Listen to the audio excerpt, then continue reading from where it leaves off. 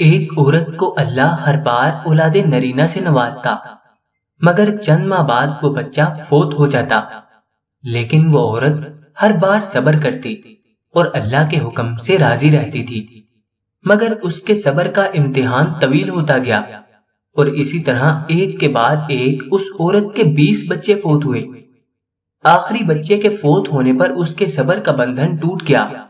وہ آدھی رات کو زندہ لاش کی طرح اٹھی اور اپنے خالق حقیقی کے سامنے سر سجدے میں رکھ کر خوب روئی اور اپنا غم بیان کرتے ہوئے کہا، اے کونو مکان کے مالک، تیری اس گناہگار بندی سے کیا تقصیر ہوئی کہ سال میں 9 مہینے خون جگر دے کر اس بچے کی تکلیف اٹھاتی ہوں، اور جب امید کا درخت پھل لاتا ہے تو صرف چند ماہ اس کی بہار دیکھنا نصیب ہوتا ہے۔ آئے دن میرا دل غم کے ہول کا شکار رہتا ہے کہ میرا بچہ پروان چڑھے گا بھی کہ نہیں۔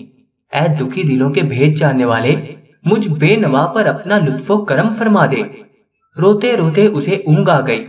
خواب میں ایک شگفتہ پر بہار باغ دیکھا جس میں وہ سیر کر رہی تھی کہ سونے چاندی کی اینٹوں سے بنا ایک محل نظر آیا جس کے اوپر اس عورت کا نام لکھا ہوا تھا۔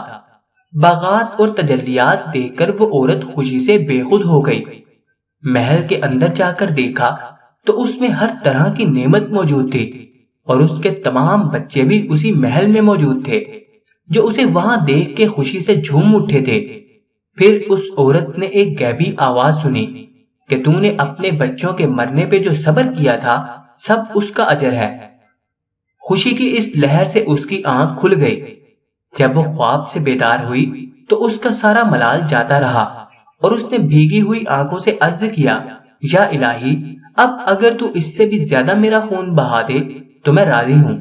اب اگر تو سینکڑوں سال بھی مجھے اسی طرح رکھے تو مجھے کوئی غم نہیں۔ یہ انعامات تو میرے صبر سے کہیں زیادہ ہیں۔ انسان کو ہر حال میں صبر کا دامن تھامے رکھنا چاہیے، کیونکہ یہی چیز انسان کو اللہ کے قریب کرتی ہے۔